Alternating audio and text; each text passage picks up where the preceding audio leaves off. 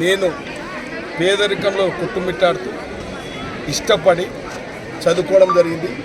అప్పుడు కాలేజ్ చాలా బాగుండే. ఇప్పుడు ఈ కాలేజు శిథిలావస్థకు చేరుకుంది కాబట్టి నేను ఎమ్మెల్యే అయిన తర్వాత పత్రికా సోదరులు నా దృష్టికి విద్యార్థులు ఇక్కడికి వస్తూ ఉన్నారు.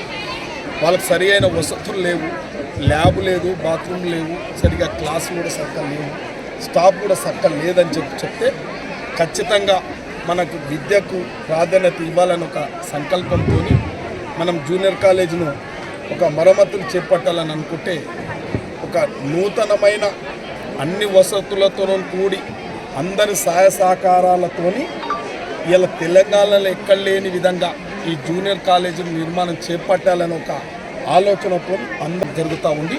అది యుద్ధ ప్రాతిపదికగా కూడా జరుగుతూ ఉంది. అదేవిధంగా ఈ యొక్క ఇంటర్మీడియట్ పిల్లలకు, ఈ వొకేషనల్ పిల్లలు, పాలిటెక్నికల్ పిల్లలందరూ కూడా ఇక్కడనే